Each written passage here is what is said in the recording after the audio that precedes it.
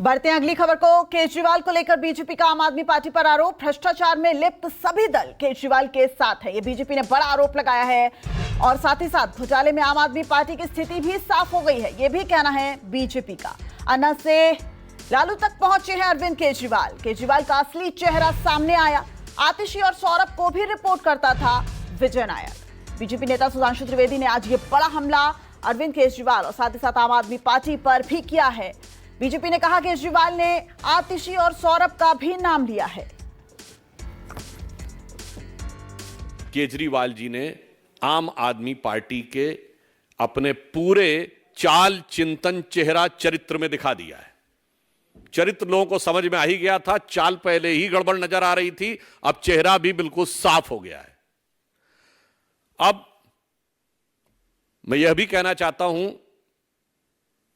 कि इस प्रकार की मीडिया में रिपोर्ट आई है कि केजरीवाल जी ने वहां नाम लिया है कि मुख्य आरोपी विजय नायर आतिशी और सौरभ भारद्वाज को रिपोर्ट करते थे।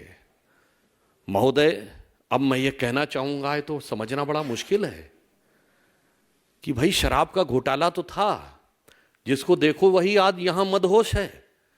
अब यहां किसने है पी और किसने है पिलाई, ये तो समझना बड़ा मुश्किल हो रहा है भाई। तो इस वक्त हमारे संवाददाता कुमार गौरव हमारे साथ लाइव जुड़ गए हैं। सीधा मैं कुमार का रुख करूंगी। कुमार, ये जो पूरा मामला है, अब अरविंद केजरीवाल को 15 अप्रैल तक न्यायिक हिरासत में भेज दिया गया है। एक बड़ा चेहरा भी सामने आ रहा है। अरविंद केजरीवाल की पत्नी सुनीता केजरीवाल भी लगातार हमलावर हो रही है। लेकिन बीजेपी का जो इस पूरे मामले पर रुख है, वो साफ तौर पर यह कहती नजर आ रही है कि तथ्यात्मक हो रहा है, जबकि आम आदमी पार्टी के जो सुर है वो डे वन से यही है कि यह सिर्फ चुनावी वजह से हो रहा है। अब क्या स्टैंड है बीजेपी का?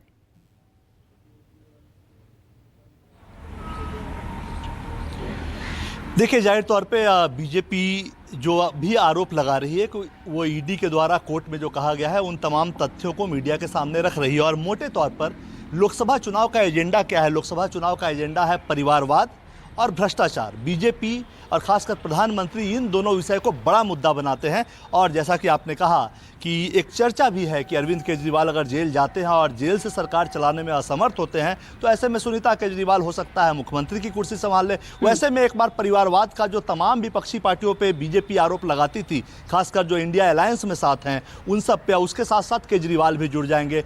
दूसरी बात रही जहाँ करप्शन की, जहाँ कांग्रेस, डीएमके और जितने भी तमाम विपक्षी दल हैं, उन पर जो समाजवादी पार्टी हो गई, उन पर जो करप्शन का आरोप लगाती है, परिवारवाद का आरोप लगाती है, तो ये करप्शन का ही मामला है जिसमें अरविंद केजरीवाल जेल भेजे गए हैं। और जाहिर तौर पे उनके कई मंत्री पहले से जेल में हैं और कुछ लोगों के नाम और सामने आ रहे हैं ईडी ने कोर्ट में जहां जो कहा है उस लिहाज से। तो ऐसे में लोकसभा चुनाव नजदीक है, मोमेंटम बन रहा है चुनावी प्रक्रिया का, चुनाव प्रचार का। कुमार, आपको बीच में रोकना चाहूंगी। एक दूसरा सवाल जो लगातार बना आ रहा है, मैनिफेस्टो कमेटी की बैठक चल रही है इस वक्त, और क्या आपको लगता है कि मैनिफेस्टो कमेटी में, चूंकि मैनिफेस्टो कमेटी की इस वक्त बैठक चल रही है, तो क्या बीजेपी के संकल्प पत्र में नंबर 1 पे भ्रष्टाचार एक अहम मुद्दा हो सकता है? क्योंकि लगातार बीजेपी अब इस पर वार करती आ रही है और अभी ये पूरा मामला शराब घोटाले का सामने आ रहा है।